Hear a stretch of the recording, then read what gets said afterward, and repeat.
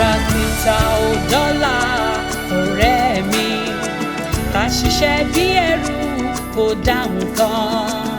Ìbùkún Olúwa ní mú ní ìlà, láì sí ìlà alákọ̀.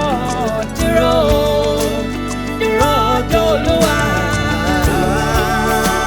Á fún ọ láyọ̀. Dúró, dúró. Á fi ọ lọ́kàn balẹ̀. Duro D'oluwa.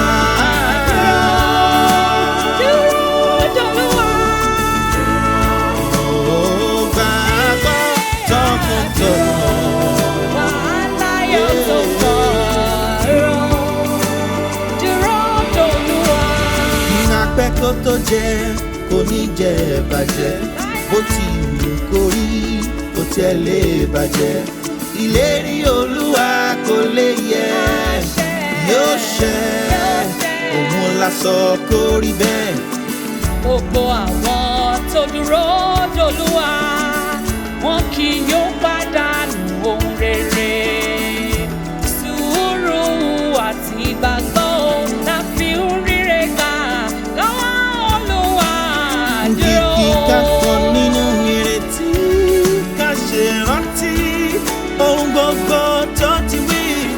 Pé báyọ̀ ọ̀run bá kọjá lọ, ọ̀rọ̀ rẹ̀ àṣẹ ó ti di dandan.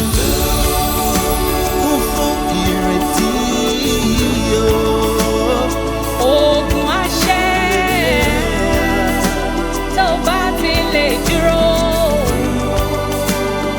Duro D'oluwa. Àbá ṣe o,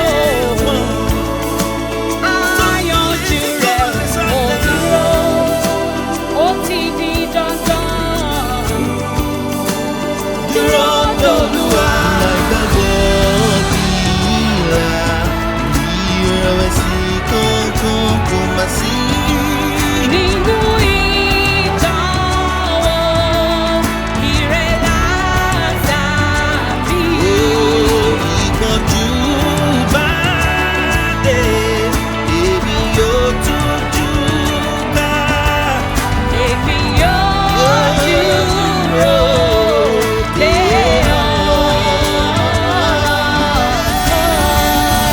Á fún ọ láyọ̀, á fi ọ lọ́kàn balẹ̀. Á gbọ́ àdúrà, máa dúró d'Olúwa. Á fún ọ láyọ̀. Òun lálá ṣe pé ìgbàgbọ́ wa o.